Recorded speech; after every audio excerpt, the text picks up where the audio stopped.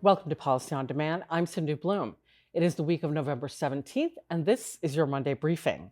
The House and Senate are in session this week and out the next week for the Thanksgiving holiday. This week, the Senate was going to consider the nomination of Donald Korb to be IRS chief counsel, but President Trump pulled that nomination.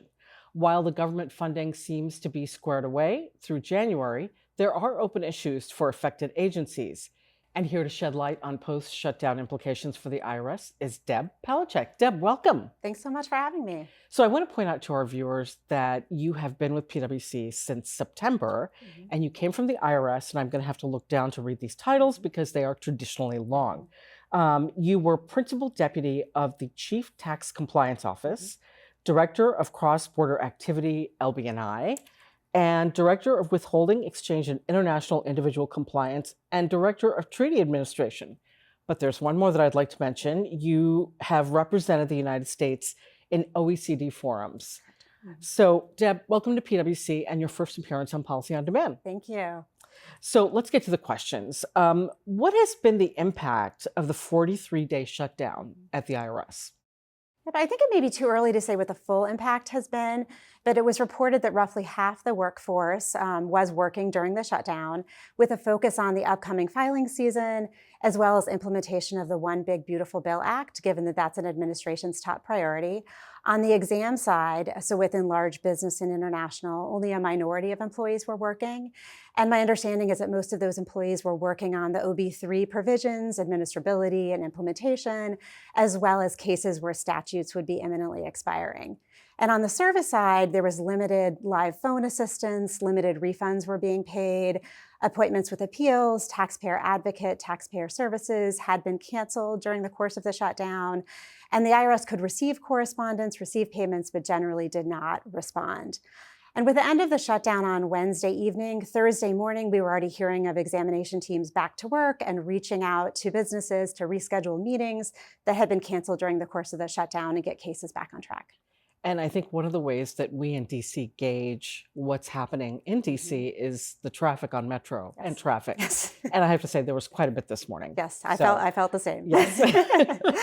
So with the staffing changes at the IRS, and there have been quite a few over the past year, what have you been seeing in audits, and what has the impact been? Yep. So there's been quite a few staffing reductions across the IRS. There was a June taxpayer advocate report that reported a roughly 20% decrease in the workforce in large business and international, and that was in comparison to roughly 25% throughout the organization. And a lot of the executives within large business departed in 2025. There was a departure of a lot of seasoned auditors, subject matter experts, and managers as well. So the vacancies and changes, we have seen impacts on the examinations. For some examinations, things are proceeding business as usual. They may have retained their resources. Other examinations may have slowed down because of loss of personnel.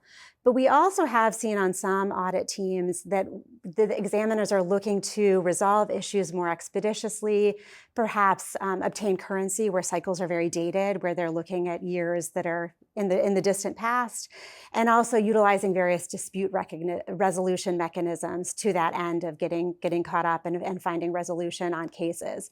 For example, we're seeing an increased availability of fast track, and that's a voluntary mediation process that taxpayers can go through before they would proceed to appeals.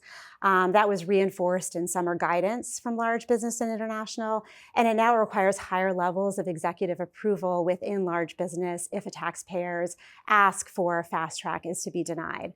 We're also seeing more allocation to the pre-filing agreement program, and that allows resolution on issues with large business taxpayers and the large business function with respect to issues before a return is filed. So they get that certainty before they actually file their return.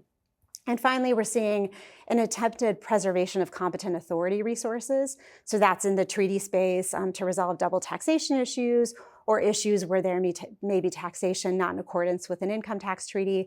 So on the transfer pricing side with respect to the advanced pricing program, and also on the non-transfer pricing side with other treaty issues, we're seeing a preservation of resources and a true interest and dedication to that work.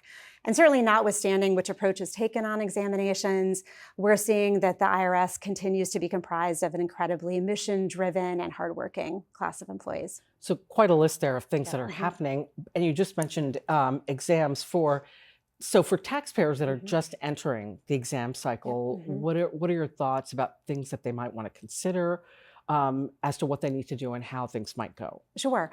So we advise businesses that it's important to understand the IRS examination process. And that's at the planning phase, the examination phase, and also the resolution phase, all the way through, and how things should work in those phases. And publication 5125 is a great resource for that. We also make sure that businesses know that they should really make sure their audits start off on a positive note. Have good communication with your exam teams, but also don't hesitate to push back if you feel like requests you're receiving from your exam team may be overbroad or unreasonable in some way. For example, we have seen some very long statute extension requests, and we tell businesses to be very intentional in responding to those requests. You can maintain a positive relationship with your examination team while also holding the line when you feel it's necessary. And we also tell businesses that sometimes it is necessary or important to elevate issues up the examination chain. That may be with the managers or the executives when issues are especially tricky, especially difficult to resolve procedurally. Right. And then finally, a crystal ball question. Yes. And I find the answer to a question like this really interesting because I think it varies by person and what they've been thinking about. So is there a vision of what the IRS will look like in the next year? Yes. And I don't have that crystal ball. So I think it's hard to tell. Both of the confirmed political positions in the IRS, so that's the commissioner and the chief counsel, they're both currently held by actors. So Secretary Besson is the commissioner, Ken Keyes is acting as chief counsel. So there's not yet permanent leadership at that level.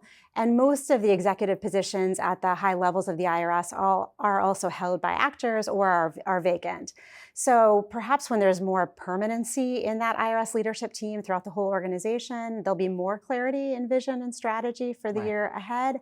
I mean, from my perspective, as I mentioned earlier, the IRS has such a dedicated, mission-driven workforce, but it's been a really challenging year for the service.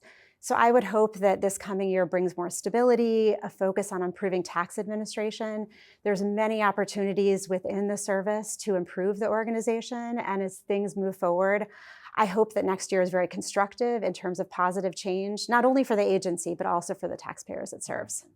So Deb, I want to thank you. That was great, and I look forward to you coming back. Absolutely.